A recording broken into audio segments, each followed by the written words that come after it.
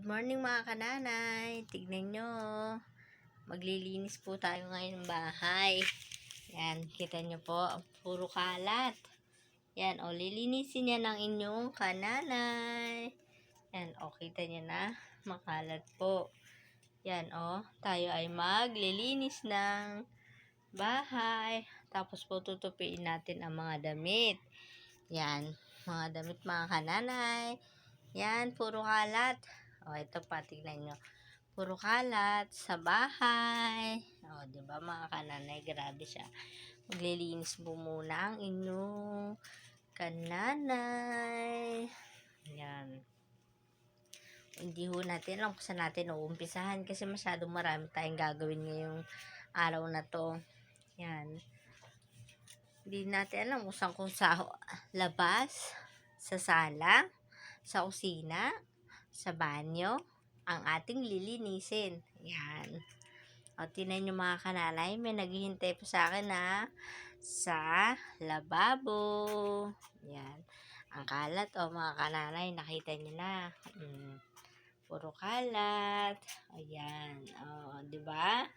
Yan ay lilinisin ng inyong kananay. O, mag-uumpisa na po tayo. Diba? Kita nyo ang kalat-kalat ng house. Yan. Pag umaga, ganyan po talaga. Puro tayo linis. Linis. Yan. Umpisa na. May dala na nga ang inyong kananay na walis. Kita nyo ang inyong kananay. Ito po ang inyong kananay. Yan. Ayan po. Hello. Good morning mga kananay. Ito po may dala na akong walis tambo. Yan. At maglilinis na po ako ng bahay. Umpisahan ko na habang wala nang makulit. Kasi ang aking makulit na anak ay nasa school na. Siyempre po may pasok po siya. Yan. Umpisahan ko lang maglinis ng bahay. Yan. Good morning. Good morning po. Umpisa na tayo. Hindi natin alam kung anong umpisahan natin mga kananay. Dami po kasing trabaho. Ay.